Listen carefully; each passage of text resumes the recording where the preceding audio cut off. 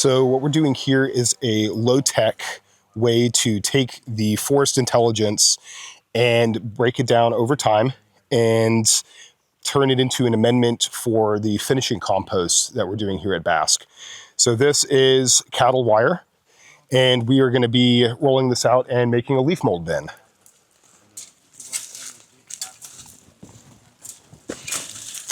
What we like in order to get one in about 3 to 4 foot circumference is about 10 to 12 feet of cattle wire.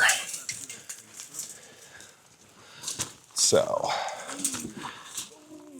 that's good right there.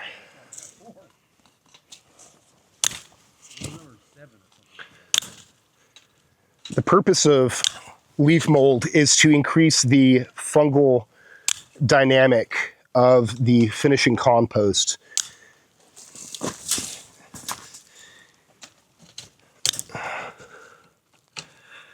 We want to get these as flush as possible so that there's no sharp edges to poke out. All right.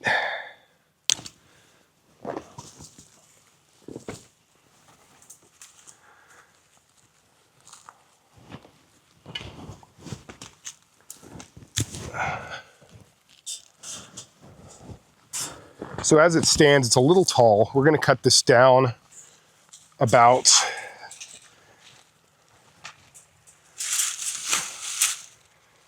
about 10 inches, so it's flush with this one.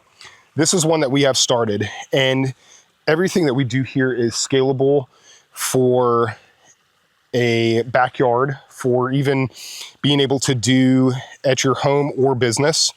And you can collect a lot of the leaves. We don't want to collect all of the leaves in an area because we want to leave some of those for the insects and the creatures to lay their eggs and to live under. But by collecting leaves and then collecting duff and forest debris, we are bringing the forest intelligence into the leaf mold.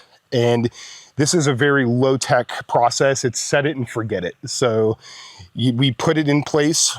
We let rain do its thing and keep it wet. In the summertime, we may need to wet it every once in a while, but this is a no-turn way to build nutrient-dense, fungal-dense soil for compost. So the next step here is to go ahead and trim this down, fold it up, and then it's finished. One of the great things about having leaf mold in your compost is it increases the water retention, and nutrient dense compost can be 20 times higher in water retention than your normal topsoil. So we really want to encourage what the forest does naturally by just aiding it a little bit. So the intelligence and wisdom is already there. We are just aiding in the process by using what's available in the creation of this. And it doesn't have to be done with cattle wire. It can simply be done with chicken wire.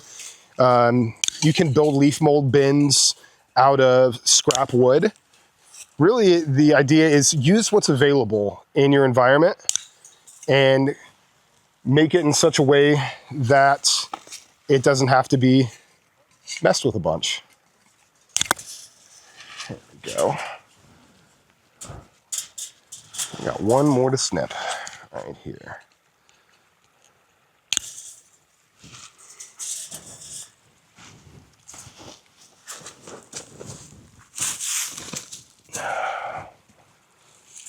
All right, at this point, it's just folding all the edges together and lining it up.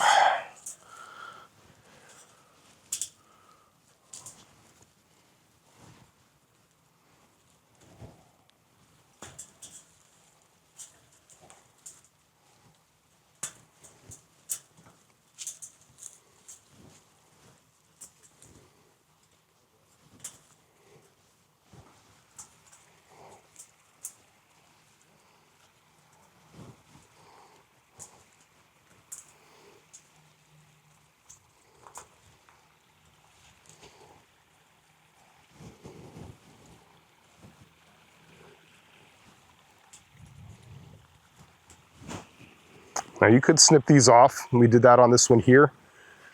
Really just wanting to reduce the potential for anybody getting scratched in the process here. Another step that you can take in this process is reducing the size of the material and the leaves. You can let them be on their own and they will be just fine and break down over time, though increasing the surface area of the material increases the colonization of fungi and the bacterial component in allowing it to break down. We want to increase surface area as much as possible. All right, at this point, this one is complete and it is ready to start being filled with leaves. And in about a year's time, this will be nutrient-dense, rich amendment for finished compost.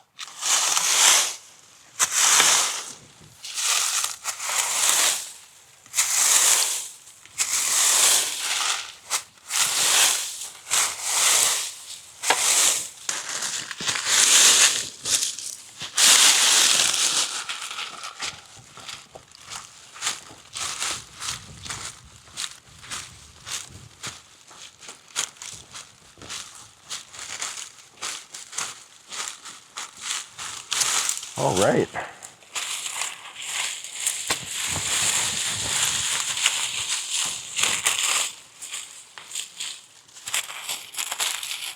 So we primarily want leaves in here. Little twigs, that's totally fine. Dried grass, that's okay. We don't want it concentrated in here, but this is what you find on the forest floor. So having a little bit of that stuff is natural. And ultimately we are utilizing the forest's intelligence, what's already there.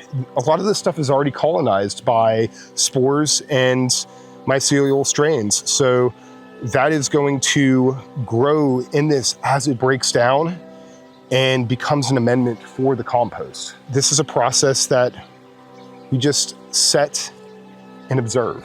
It's very much a witnessing process and getting to see what the forest does